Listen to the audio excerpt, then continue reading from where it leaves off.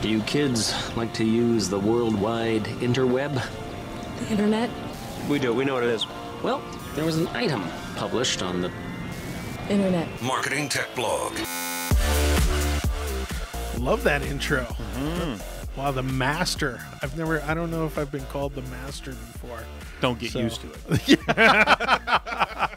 Are you kidding? I'm going to go home and tell my daughter. Well, this week, we always try to, we try out a lot of things on the Marketing Tech Blog. And so we get to test a lot of tools and we get to test a lot of different opportunities that maybe the typical business doesn't. So one of the things was we built out a mobile app this year or late last year, and a company, Story Code, out of Portland, Oregon, built it. They just did an incredible job. But they're user experience experts, which means that they understand how people use devices and how they navigate them. And I wanted to share some of the stats because they're pretty startling. We've had just under 300 people download it, so that's not too bad. We haven't promoted it really outside of the website. We're happy with that. But the most fascinating thing is we've had over 15,000 screen views. In fact, it's 14.1 screen views per session. That awesome. Means that someone is sitting there and going through, on average, about 14 different pages of content on our That site. was me. You don't get I'm that on a sorry. website. We don't even come close on our website. We're under 2, maybe 2. I think we just went over 2 lately. And then the average session is almost 6 minutes. Wow. 6 minutes. So people are actually sitting there listening to podcasts, watching the videos, and reading the content.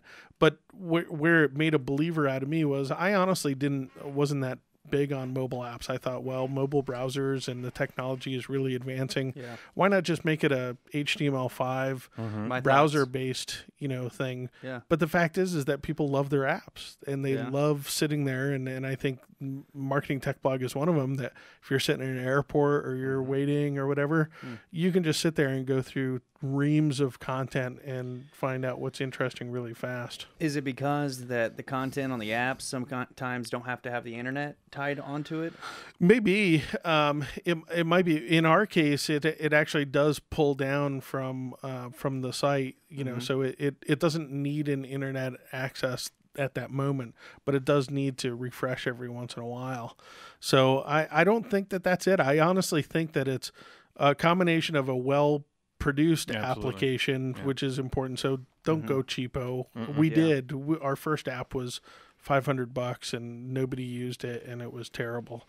But this one cost, quite a bit more and was made by experts. So that's enough of that. We had a great guest post from someone called Stop Talking and Listen. There's a lot of people on the web are, especially if you're a business, you just keep pushing and you don't listen to what people are saying and have conversations with that audience. So make yourself stop and listen every once in a while. The next one that I wanted to talk about was we identified 10 tools for hashtag research. And a lot of people don't even understand what a hashtag is. Right. A hashtag is a £sign in front of a specific word that you want to be that you can search for. And what medium is it used on? Yeah, it's on Twitter and it's on Google Plus now as well. So hashtags. So if you wanted to read something about the election, it was like hashtag Obama 2012 or Romney 2012. Picture it as a giant water cooler that people actually start all mingling around. Exactly. Because it's a shared concept. Where it comes in handy is you can actually, and guess what? Did you know that the word hashtag is outlawed in France? No. Yeah, French. It's French. Mot diez over there. I think I'm pronouncing it wrong. And last year, the first baby named hashtag was born. Awesome. I love people like that. Yeah. They crack me up. Is that baby outlawed? Is that what I'm understanding? So exactly. That baby can't go to France. But we have 10 tools to basically help you identify hashtags for your industry, find them, track them, and get information. The great thing about hashtags is, like, let's say marketing automation. We have a company that we work with, Write Down Interactive, right here in Indianapolis. Great company with a really simple tool to help you basically take customers to the next level. But marketing automation is one of those hashtags out there that leaders are speaking on. So when we talk about, well, who should you follow? Who are the leaders in the industry? If you do, do a search for pound marketing automation, you're going to see a list of the people that are leaders on a lot of these sites, a lot of these tools that we're talking about. You follow them, you're going to get the latest and greatest information. Very cool. You can have conversations with them. You can start promoting your own stuff, or you can look for people, hey, someone out there saying, hey, what are the latest features that I should search for in a marketing automation system? And they'll put a pound marketing automation.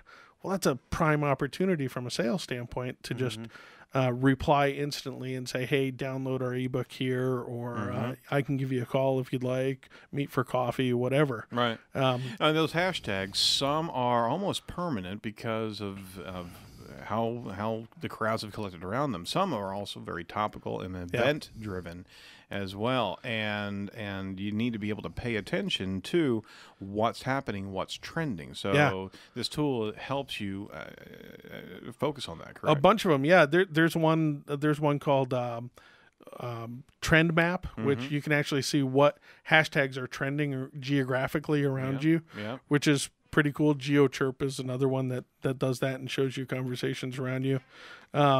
There's just a bunch. There's Tag Def, where you can actually go make your own hashtag and define it yourself and be part of their directory. So, so if you have a radio show, Edge of the Web, right? We might want to put, hashtag Edge Talk.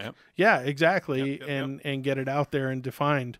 Cool. And then there's a bunch of stuff that talks about how popular the hashtag is, how many people it's reaching on a weekly basis, monthly basis. So great tools there. A shout out to a local company here in Indianapolis. We love local companies, but AppPress, APP Press. These guys did something really cool. They built a mobile app designer for designers. So if you're used to using Illustrator or Photoshop where you do layering, that type of thing, they basically built a mobile app builder that works the same exact way. So you can basically build a mobile app just like you were in Photoshop. Or a publisher for that matter. I mean, if you're familiar with WYSIWYG, or what you see is what you get, kind of moving elements around on a page, that's where they're going, is that you don't have to learn code. You have this interface to be able to build this entire design around. Yeah, and their thing is that it's just easy to basically build and release an app, basically overnight with their stuff. So the company was founded by a designer and a developer. So it was kind of perfect. They built 32 apps on themselves with it, and then since launching, they have over 3,000 users that have created it. So and what's the domain again? AppPress. Just look it up at Marketing Tech Blog. That's the easiest way. And then we have a couple of social media ones that are cool. Infographics released. Infographics, if you don't know, are really a really nice graphic that's typically tells a story, has some data and research associated with it, so it's a little bit easier to digest than reading a blog post. They've become really popular on the web from a search standpoint. But one is how social media teams are structured. It provides some insight into, if you're going to start a social media team inside your company, here's the way that they're working. The other one, which is probably more important, especially to a wide audience, is how to develop your social resume. So if you guys don't know, resumes are pretty dead, right? If they're not dead, they're sitting in a pile somewhere where people aren't hiring, and they're dead that way. But building your social resume online is really the way that you can get work nowadays. And someone told me once that we've always taught people how to get a job, but we've never taught them how to get work. And that's what I would separate the two. As a social resume really tells people how to get work, and it walks you through everything from starting a LinkedIn profile to building a Twitter and Facebook presence to starting a blog. Fantastic. Everything. And so I would really encourage everybody out there to read this, because you're going to get insight not just that can help you in your career, but also if you're a company and you're looking to recruit talent, looking at people's social resume, if you will. And it's not a specific place. It's, across the social spectrum. That really tells you you're gonna find how great leads. invested that particular candidate Absolutely. is. You're going to see evidence and proof and, the authority that they've built there. Worth its weight in gold. I mean, they can tell you that they know everything about it. At the job interview, go check out their social wake there.